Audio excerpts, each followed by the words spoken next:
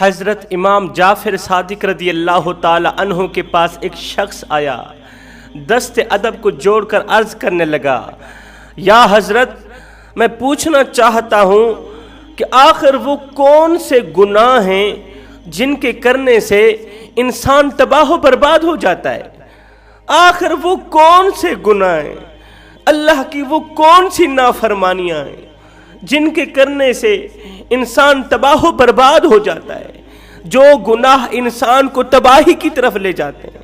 جو گناہ انسان کو ضلالت کی طرف، رسوائی کی طرف، غربت کی طرف، پریشانیوں اور ٹینشنوں کی طرف لے جاتے ہیں، آخر وہ کون سے گناہ ہیں؟ جو گناہ گھر میں پریشانیاں لاتے ہیں،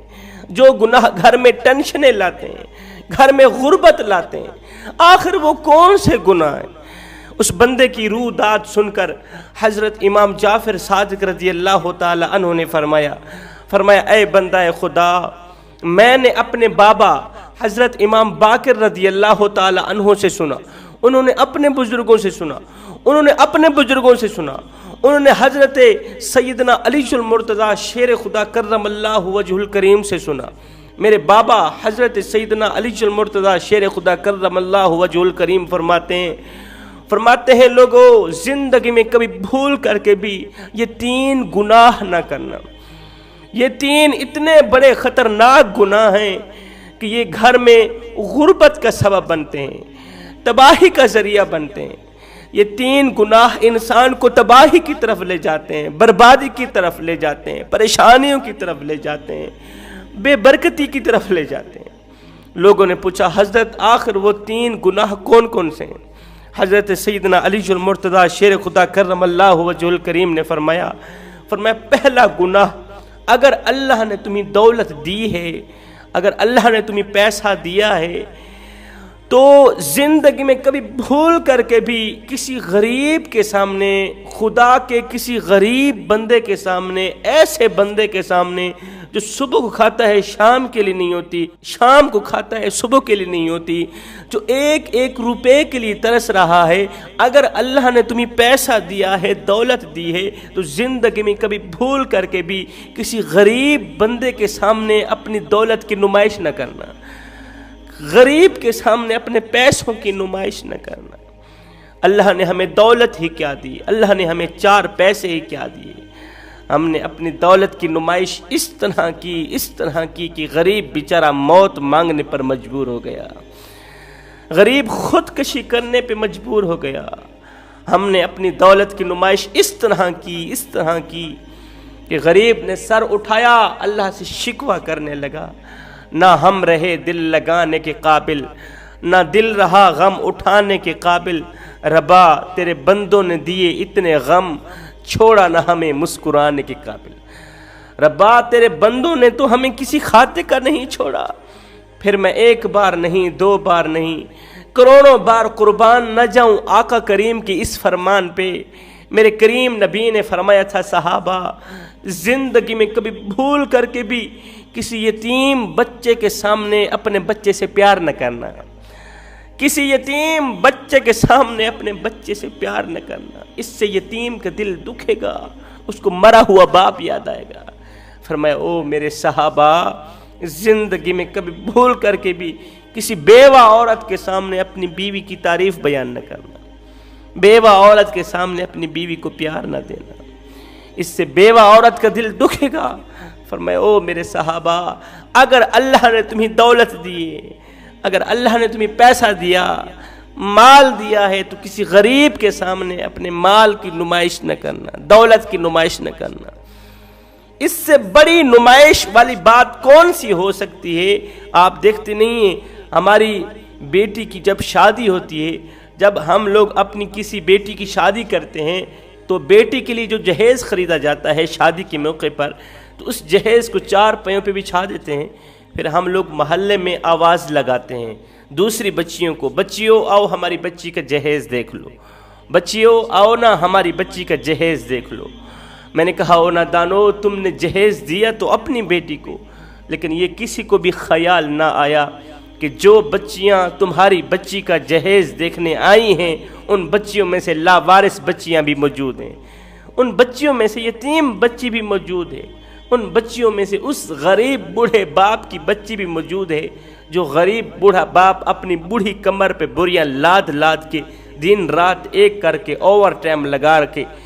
دن کو بھی کماتا ہے رات کو بھی کماتا ہے، ہاتھ ہیں کانپتے ہیں، بدن کام نہیں کرتا، بازوں میں طاقت قوت کوئی نہیں ہے، لیکن بابا جی پھر بھی دن رات اوور ٹائم لگا رہا ہے۔ اگر کوئی پوچھ لے بابا جی تو دن کو بھی کماتا ہے رات کو بھی کماتا ہے، تجھے نیند نہیں آتی؟ تو آگے بابا جی رو کر کہتا ہے بیٹے کیا کروں، سکون کی ضرورت مجھے بھی ہے، اللہ اکبر، نیند مجھے بھی آئی ہے، لیکن کیا کروں، دن رات محنت مزدوری اس لیے کر رہا ہوں کہ میں نے اپنی جوان بیٹی کے ہاتھ پیلے کرنے ہیں، جوان بیٹی کی شادی کرنی ہے۔ اس بوڑھے باپ نے بوڑھی کمر پہ بوریاں لاد لاد کے دن رات ایک کر کے اوور ٹائم لگا کے اس نے اپنی غریب بیٹی کو تعلیم دی، غریب بیٹی کو کھلایا پلایا، اسے جوان کیا۔ آج جب اس کی غریب بیٹی کی شادی کی باری آئی تو میری قوم کے نوجوانوں نے یہ کہہ کر ٹھکرا دیا کہ ہم اس کو رشتے میں قبول ہرگز نہیں کریں گے، اس لیے کہ اس کا باپ تو جہیز ہی نہیں دے سکتا، اس کا باپ غریب ہے، وہ جہیز نہیں دے سکے گا، ہم اس کی بیٹی کو قبول نہیں کرتے۔ اس جہیز جیسی گھٹیا لعنت نے میرے خوبصورت معاشرے کو گندہ کر دیا۔ حضرت علی رضی اللہ تعالیٰ عنہ فرماتے ہیں اگر اللہ نے تمہیں مال دیا ہے، اگر اللہ نے تمہیں پیسہ دیا ہے، تو اگر خدا کی راہ میں خرچ نہیں کر سکتے تو یہ ظلم بھی نہ کرو کہ غریبوں کے سامنے اپنی دولت کی نمائش بھی نہ کرو، غریبوں کو موت کی گھاٹ نہ اتارو۔ فرمایا غریبوں کے سامنے دولت کی نمائش کرنا یہ بہت بڑا گناہ ہے، غریبوں کے سامنے دولت کی نمائش کرنا، بیوہ عورت کے سامنے اپنی بیوی کی تعریف بیان کرنا یہ بہت بڑا گناہ ہے، کسی یتیم بچے کے سامنے اپنے بچے سے پیار کرنا اور اس یتیم کا دل توڑنا یہ بہت بڑا گناہ ہے۔ اس گناہ سے باز آ جاؤ، ورنہ یاد رکھنا رات کو دن میں بدلنے والا رب کبھی دے کر آزماتا ہے اور کبھی لے کر آزماتا ہے، وہ کبھی دے کر آزماتا ہے، ہو سکتا ہے اس نے اس لیے تمہیں دیا ہو کہ تمہیں آزما رہا ہو، اور یہ بھی یاد رکھنا کہ جو خدا دینے کی طاقت رکھتا ہے وہ واپس لینے کی طاقت بھی رکھتا ہے۔ فرمایا دوسرا گناہ والدین زندہ ہوں، زندہ والدین کو سکون دینے کے بجائے ان کے دل توڑنا، ان کے جگر پاش پاش کرنا، ان کے کلیجے پھاڑ دینا، ان پر طرح طرح کے ظلم ڈھانا، زبان کے ذریعے ان کو دکھ دینا، زبان کے ذریعے ان کو تکلیف دینا، ہاتھوں کے ذریعے ان کو تکلیف دینا، یہ بہت بڑا گناہ ہے۔ فرمایا اگر تمہارے ماں باپ زندہ ہیں ان کی خدمت کرو، ماں باپ زندہ ہیں ان کی قدر کرو، تم والدین کی خدمت کرو، اللہ تعالیٰ تمہارے بچوں کو توفیق دے گا، تمہارے بچے تمہاری خدمت کریں گے۔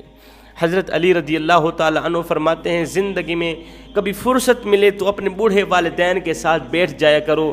ان سے ان کا حال چال پوچھ لیا کرو، اس لیے کہ قیامت کے دن بوڑھے والدین کے ساتھ گزرا وقت تمہاری بخشش کا ذریعہ بنے گا۔ زندگی میں کوئی ایسا کارنامہ سر انجام مت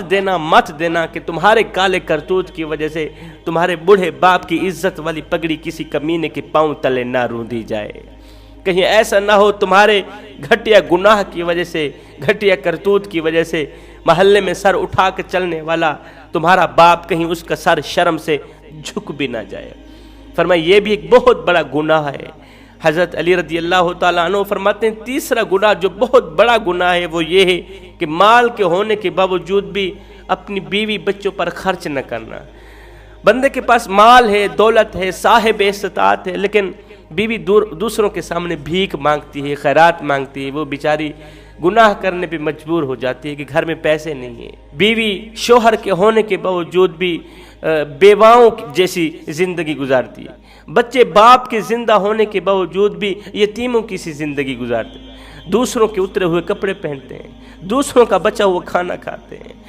ایسے رزق پر اللہ اور اس کے رسول نے لعنت کی ہے۔ فرمایا جو شخص مال کے ہونے کے باوجود بھی بیوی بچوں پر خرچ نہیں کرتا جان بوجھ کے، اس کا مال حلال کا مال نہیں، اس کا مال حرام کا مال ہے۔ یہ تین گناہ تمہیں تباہی کی طرف لے جائیں گے، بربادی کی طرف لے جائیں گے۔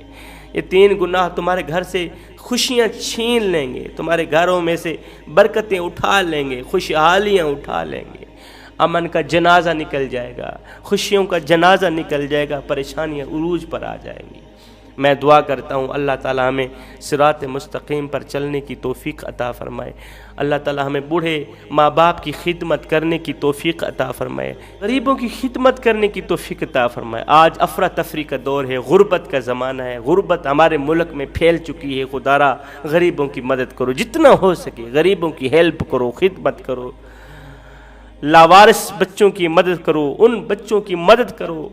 جن کا اللہ کے سوا دنیا میں مدد کرنے والا اور کوئی نہیں۔ آخر میں ایک ہی جملہ کہہ کے میں اجازت چاہوں گا، صاحب عبادت اس مقام تک نہیں پہنچاتی جہاں غریب کی خدمت پہنچاتی۔